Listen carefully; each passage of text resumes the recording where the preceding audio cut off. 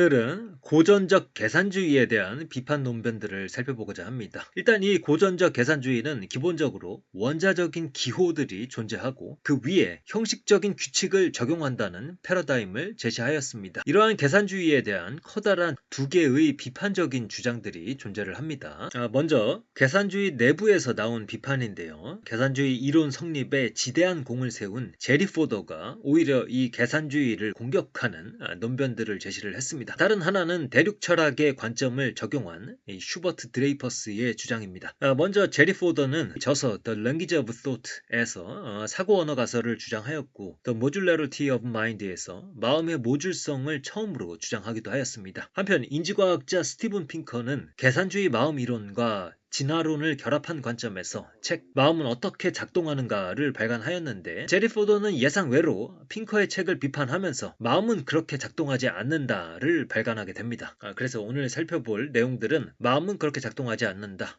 The mind doesn't work that way. 이 책의 내용을 살펴보는 것입니다. 계산주의 마음 이론을 비판하는 제리 포더의 주장을 살펴보겠습니다. 정확하게 이야기하자면 계산주의로 인간의 모든 마음을 설명하려는 주장에 대한 반론이겠습니다. 계산주의의 이론적 기둥 중 하나인 사고 언어 가설은 인간의 마음이 언어와도 같은 것이라는 관점을 제시하고 있습니다. 심적 과정 또는 인지 과정은 심적 표상을 형식적으로 계산하는 과정이며 심적 표상은 마치 문장처럼 통사론적 구조와 통사론적 특성을 갖는다. 그런데 이 제리 포더가 보기에 인간의 모든 인지 과정이 그런 방식으로 처리되는 것은 아닌 듯 합니다. 인간의 인지 능력 중에서 귀추는 전국적이고 맥락 민감적인 방식으로 정보를 처리합니다. 따라서 국소적, 즉 로컬하게 정보를 처리하고 또한 맥락 독립적인 방식의 정보 처리를 전제하는 계산주의만으로는 인간의 귀추 능력을 온전히 설명할 수가 없습니다. 즉 특정 표상의 계산적 역할을 결정하는 요인들은 통사적으로 결정되지 않으며 맥락에 따라 달라지는 것입니다.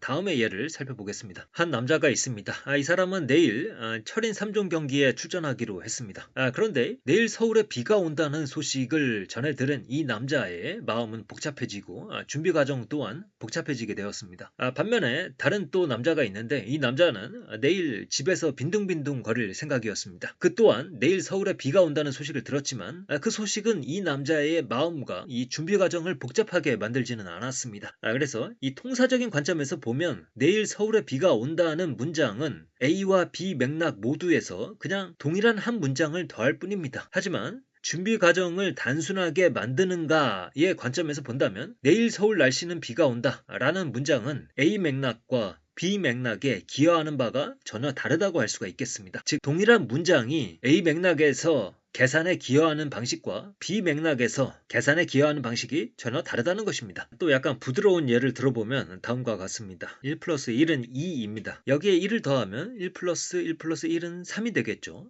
그런데 현실에서 남자와 여자가 결혼하면 숫자로 표현하면 물론 1 플러스 1은 2이다 라고 할 수가 있겠지만 정말 그렇게만 표현할 수 있을까요? 남자와 여자는 결혼함으로써 이전과는 다른 존재가 됩니다. 숫자 1처럼 고정되어 있지가 않습니다. 남자 1은 남편으로 여자 1은 아내로의 존재적인 변화가 있습니다. 그래서 이 가정의 평화라는 관점에서 보면 남편과 아내의 결합이 파국적인 결과값을 산출할 수도 있고 반대로 행복한 결과값을 산출할 수도 있겠습니다. 그리고 이 부부가 아이를 낳았습니다. 숫자로 표현하면 1 플러스 1 플러스 1은 3으로 바뀌었다고 볼 수가 있겠습니다. 정말 그렇게만 표현하면 되는 것일까요? 아이를 낳음으로써 남자는 아버지로 여자는 어머니로 거듭나고 때에 따라서 가정은 천국이 될 것입니다. 연결이 되는 순간 맥락이 형성되고 1의 계산적 역할은 바뀌게 되는 것입니다. 그래서 여기서 말씀드리고 싶은 것은 부분만으로 의미가 확정되지는 않는다는 것입니다. 맥락이 어떻게 연결되는가에 따라서 그것의 계산적 역할이 바뀐다는 점을 말씀드리고 싶습니다. 그 다음에 귀추에 대해서 말씀을 드리겠습니다. 인간의 추론 능력 중에서 연역적 추론, 귀납적 추론 이외에 제3의 추론이라고 할 수가 있겠는데요. 한번 책의 구조를 읽어보겠습니다. 믿음들을 포함하고 있는 이론이 그 믿음들의 추론적 인과적 역할에 영향을 미치는 추론을 철학자들은 때때로 전국적, 귀추적 또는 전체론적 추론이라 부른다. 그래서 이 귀추는 어떤 전제들이 주어지면 그 전제들을 가장 잘 설명하는 가설을 세우고 그것을 결론으로 채택하게 됩니다. 그런데 추가로 새로운 사실이 발견되면 이 새로운 사실과 기존의 사실들 혹은 전제들을 가장 잘 설명하는 가설을 새롭게 설정하게 됩니다. 그렇게 되면 새로운 가설 하에서 기존의 사실들 혹은 전제들의 역할은 바뀌게 됩니다. 말하자면 전체의 해석에 따라서 부분의 역할이 바뀌게 되는 것이라고 볼 수가 있겠습니다. 그리고 그 부분의 역할은 통사적으로 구조적으로 결정되지 않는다. 예를 들어 어느 날 우연히 선생님이 학생 A의 다리에 멍이 든 것을 발견했습니다. 선생님은 속으로 생각했습니다. 넘어진 건가? 그리고 가설을 설정하기 위해서 학생 A를 좀 더 살펴보았습니다. 입술이 터져 있는 모습이 발견되었습니다. 학교 폭력을 당한 것인가? 여기서 멍과 상처는 학교 폭력의 피해 상황으로 보여지게 되었습니다. 이 선생님은 학생 A의 친한 친구인 학생 B에게 어찌된 일인지 물어보았습니다. 친구 B는 이렇게 말합니다. 제 수업 끝나고 격투기 체육관 다녀요. 선생님의 눈에 이제 멍과 상처는 격투기 훈련에서 입은 부상으로 보이기 시작했습니다. 기본적으로 이 기추적 사고에서 어떤 전제가 가설에 잘 들어맞는지는 그 전제 자체만으로 결정될 수가 없습니다. 다른 전제들도 같이 봐야 어느 가설에 가장 잘 들어맞는지가 결정이 됩니다. 이 예에서 선생님은 처음에 다리에 멍이 든 것과 입술에 상처가 난 것을 본 다음에 이 두 사실들을 토대로 학생 A가 학교 폭력을 당했다의 가설을 선택했습니다. 그 가설 하에서 멍과 상처는 학교 폭력의 피해 증상으로 보여지게 된 것입니다. 이후에 선생님은 학생 B의 말을 추가적으로 듣고 나서 학생 A가 격투기를 한다는 맥락에서 상처와 멍을 재해석하게 되었습니다. 그래서 이 귀추는 전국적이고 맥락 민감적인 정보 처리 과정이라고 볼 수가 있겠습니다. 맥락에 따라서 부분의 역할이 바뀌는 것이죠. 따라서 계산주의 마음 이론에서 전제하는 국소적인, 즉 로컬한, 그 다음에 맥락 독립적인 구성 요소들만으로는 귀추를 설명할 수가 없습니다. 한편 이 제리 포더는 스티븐 핑커의 신종합설이 전제하고 있는 대량 모듈 가설에 대해서도 많은 설명을 할애하고 있습니다. 만약 이 대량 모듈 가설이 맞다면 귀추를 통해 제리 포더가 제기한 주장들이 모두 헛소리가 되기 때문에 적극적으로 이 가설의 약점을 공략하게 됩니다. 이 대량 모듈 가설은 인간의 마음이 모듈들의 묶음으로 구성되어 있으며 이 모듈들이 밀봉되어 있다고 봅니다. 그러니까 이런 것입니다. 인간의 마음을 표상으로 설명을 하고요. 그 다음에 그 표상에 대한 계산으로 인간의 마음을 설명하는 구체적인 메커니즘을 제시하는 것이 계산주의 마음 이론입니다. 그 다음에 그 표상에 대한 계산으로 인간의 마음을 설명할 때 그것의 구체적인 아키텍처가 뭐냐라고 했을 때 그것에 대한 대답이 대량 모듈 가설인 것입니다. 그리고 이러한 대량 모듈 가설은 제리 포더의 주장에 방해물이 되기 때문에 이것을 논파하기 위해서 제리 포더가 다음과 같은 논변을 제시하게 됩니다. M1, M2라는 모듈들이 존재한다고 가정을 하겠습니다. 이 모듈들은 각각 P1, P2의 특성들을 만날 때만 켜지게 됩니다. 그렇다면 이 P1을 M1 모듈에 배정하고 P2를 M2 모듈에 배정하는 메커니즘이 필요할 것입니다. 만약에 그 메커니즘이 단일한 박스 하나로 이루어져서 P1, P2를 각각 M1, M2로 배정한다고 가정을 하겠습니다. 그렇다면 이 박스 1 자체는 모듈성이 낮기 때문에 모두 똑같이 영역 특수적인 체계들로만 이루어져 있다라고 주장하는 대량 모듈성 가설에 위배되게 됩니다. 그러니까 이 박스 1 자체는 모듈의 성격이 굉장히 낮은 것이죠. 그러면 이 박스 하나에서 두 개의 모듈로 보내는 것을 허락할 수가 없기 때문에 이를 다시 박스 2, 박스 3로 두 개의 메커니즘으로 구성을 해서 이 두 개의 박스가 각각 P1을 M1으로 보내고 P2를 M2로 보낸다고 가정을 하겠습니다. 그러면 다시 이 박스 2와 박스 3로 배정할 수 있는 또 다른 박스를 필요로 하게 되면서 이러한 과정은 무한하게 반복될 수 있기 때문에 무한 퇴행에 빠지게 됩니다.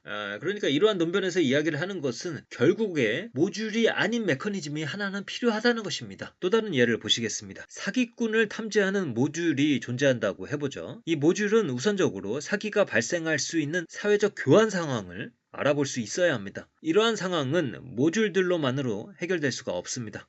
그래서 이 대량 모듈성 가설을 지지하는 사람들에게 남은 유일한 한 수는 그것이 표상을 통하지 않고 감각을 통해 직접적으로 주어진다고 말하는 것입니다. 그러니까 그냥 감각기관을 통해서 이미 분류가 되어서 들어온다고 가정을 하는 것입니다. 그러나 이 사기가 발생할 수 있는 사회적 교환 상황을 알아볼 수 있기 위해서는 미묘한 단서들을 처리할 수 있어야 합니다. 그리고 그러한 단서들을 처리하는 것은 감각하는 것 이상의 생각하는 과정이 필요하게 됩니다. 그래서 제리 포더는 밀봉된 모듈 개념으로 인간의 말단 인지는 설명할 수 있을지는 몰라도 귀추등을 수행할 수 있는 중앙 인지는 설명할 수 없다고 주장을 합니다. 이러한 제리 포더의 주장에 대해서 많은 진화심리학자들은 말단 인지뿐만 아니라 중앙 인지까지 모듈로 구성할 수 있다며 반대 의견을 표하기도 하였습니다. 이후에 모듈이 밀봉되어 있다 혹은 아니다, 느슨하다 등의 주장이 충돌하였습니다. 두 번째로 살펴볼 것은 휴버트 드레이퍼스의 What Computers Can Do 입니다. 그는 고전적 계산주의에 기반한 인공지능을 비판적으로 고찰을 하였는데요. 이러한 의견에 3명의 철학자들이 크게 영향을 주었습니다. 체화와 관련해서는 메를로 퐁티, 상황과 관련해서는 하이데거, 규칙 적용, 특히 언어와 관련해서는 후기 비트겐슈타인의 철학을 참조해서 의견을 개진하였습니다. 이후에 슈버트 드레이퍼스는 What Computers Still Can Do를 통해 다시 신경망 방식의 인공지능을 비판적으로 고찰한 바가 있습니다. 이 두 권의 저서에서 휴버트 드레이퍼스가 비판적으로 고찰하는 대상은 인공지능에 대한 기술적 작업 자체가 아니라 그 작업자들이 전제하고 있는 철학적 가정들입니다. 계산주의는 앞서 이야기한 대로 명시적인 규칙을 적용합니다. 말하자면 매 순간 어떻게 행동해야 할지는 규칙에 따라 처리할 수 있는 것입니다. 그러나 이 경우 무한 회귀에 빠질 수가 있습니다. 어떤 규칙들을 언제 적용할지를 결정하기 위해서는 그것을 알려주는 상위의 규칙이 있어야 하며 그 규칙은 또 다른 상위의 규칙을 필요로 하게 되면서 무한 퇴행에 빠지게 됩니다. 모든 것을 포괄하는 법칙이나 규칙들의 모음은 존재하지 않습니다. 결국에 제대로 된 인공지능을 위해서는 규칙이 아니라 무언가 다른 방식이 필요한 듯 합니다. 앞서 제리 포더를 살펴볼 때도 나온 내용인데 결국에 어떤 사실이 관련성이 있는지 그리고 중요한지를 판단할 때 그것은 맥락 혹은 상황을 봐야 됩니다. 다시 말해 맥락에 대한 정보가 있어야 어떤 사실의 관련성과 중요성 여부를 판단할 수 있으며 이로써 무한퇴행을 막을 수 있게 됩니다. 부분들이 모여서 전체의 의미를 형성하는 것이 아니라 역으로 부분들은 전체 맥락으로부터 의미와 역할을 부여받습니다. 드레이퍼스는 전체와 부분의 관계에 대해서 다음과 같이 설명하고 있습니다. 멜로디를 인식할 때 독립적으로 식별된 음들의 측면에서 전체 멜로디가 인식되는 것이 아니라 멜로디의 일부로 인식됨으로써 음들이 가치를 얻는 것이다. 최근 연구에 따르면 물리적으로 동일한 음파들의 집합이라도 예상되는 의미에 따라 매우 다른 음소로 들린다는 사실이 밝혀졌다. 그런데 이 맥락이라는 것 그리고 상황 지어진다라는 것은 인간과 무관하게 형성될 수가 없는 것입니다. 이 세계는 인간과 무관하게 객관적으로 존재하는 것이 아니라 오히려 인간의 목적과 욕구에 따라 조직되는 것입니다. 그리고 인간의 목적은 대대손손 대물림되는 유전자를 통해 구축되며 욕구는 몸이 느끼는 불안함과 불편함을 통해 지각되고 또 만족감을 통해 해소되는 것입니다. 이러한 목적과 욕구 등을 기준으로 인간은 어떠한 정보를 중요하고 가치가 있는 것으로 판단하고 또한 어떤 정보는 중요하지 않으며 가치가 없는 것으로 판단할 수 있게 됩니다. 그리고 인간의 활동은 이러한 판단을 중심으로 질서를 잡게 됩니다. 앞에 멜로디와 음의 예에서도 처음에 리듬을 포착한 것은 인간의 몸이었습니다. 다시 말해 인간은 몸이 있고 욕구가 있으며 그 욕구를 달성함으로써 생존을 도모하게 됩니다. 그 몸과 욕구가 무엇이 중요하고 중요하지 않은지 규정함으로써 인간은 무한한 경우의 수로 이루어진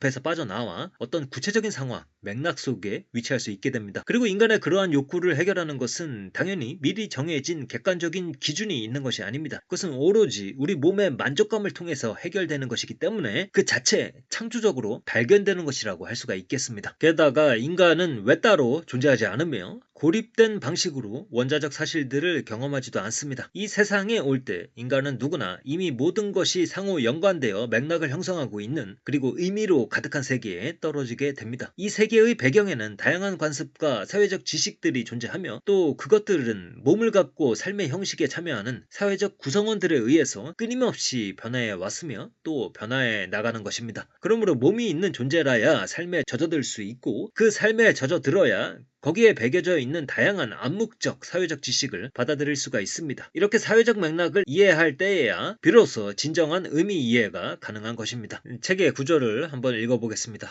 비트겐슈타인은 우리가 테이블을 가리키고 갈색이라고 말한다면 I는 갈색이 색인지 테이블의 크기인지 모양인지 물체의 종류인지 물체의 적절한 이름인지 알 수 없을 것이라고 지적한다. 만약 그 아이가 이미 언어를 사용할 줄 안다면 그때는 색을 가리키는 것이라고 볼 수 있겠지만 만약 그 아이가 아직 언어를 사용할 줄 모른다면 애당초 어떻게 시작할 수가 있을까? 비트겐슈타인은 어린이가 교사의 목표와 관심사 중 일부를 최소한 공유하는 삶의 형식에 참여해야 하며 이를 통해 현재 취하는 행동이 사용된 단어의 가능한 참조 범위를 한정하는 데 도움이 될 수 있다고 주장한다. 반면에 규칙 기반 인공지능은 몸이 없고 욕구가 없으며 따라서 상황 지어지지 않으며 그 상황 속에서 만들어지는 실천적인 지식도 없고 실천적인 지식에 기반한 상식도 없습니다. 또한 상황 이해를 기반으로 중요한 정보와 그렇지 않은 정보를 구분할 수가 없으며 이러한 업데이트된 정보를 바탕으로 유연하게 행동할 수가 없습니다. 이 말은 결국에 상황에 맞는 적절한 문제 해결을 할 수가 없게 된다는 것입니다. 그것은 오로지 상황이 변하지 않는다는 전제하에 논리적인 기호관계로 표현될 수 있는 형식적인 지식만을 다룰 수 있을 뿐입니다. 인간이 다루는 대부분의 지식은